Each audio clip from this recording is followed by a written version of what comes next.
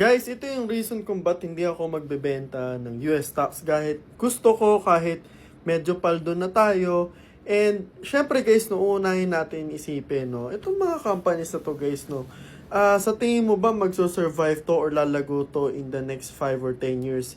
And for me, ang sagot ko is oo, no? And that's why hindi rin ako nagbebenta kasi unang-una, maganda talaga guys ang US stocks kapag dekada or basta matagal yung taon na gusto mo siyang patagalin muna, no? Kasi syempre, para din maramdaman mo din yung returns din sa US stocks ay tawag doon, kailangan mo rin talagang patagalin din yung pera mo in a way na hinahayaan mo din, like for example itong mga companies na to, na talagang palakihin din nila yung business nila, no? And for me naman guys, no, if ikaw naman yung taong kung meron kang experience na lagi ka natatalo sa negosyo, no, bakit hindi ka magtiwala doon sa mga kumpanyang reputable like this na papalakihin din nila yung stock nila o yung pera mo din over time, no? And mas madali yun guys, no? And kahit sabihin mong returns lang natin siguro mga 8% or 10% a year or 6%,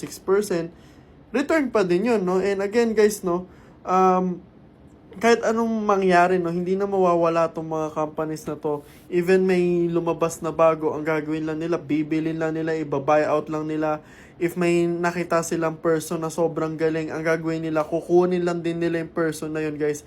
And masyado na actually monopolize tong makikita mo whole market, no. And wala tayong magagawa doon. And for me, syempre, mas maganda, sumabay ka na lang sa Agos, no? And that's why ako, never ako magbebenta. Ayoko rin magbenta, guys, no? Siguro, yun nga din yung gusto kong i-prove din, guys, no? Na point na kahit sabihin mo may magandang pwedeng pasukan, no? Ito naman, guys, is makakatulog ka ng mahimbing araw-araw.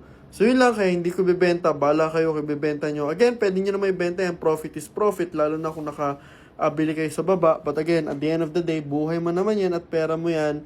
So, ikaw magde-decide kung saan mo ilalagay pera mo. So, yun lang. God bless.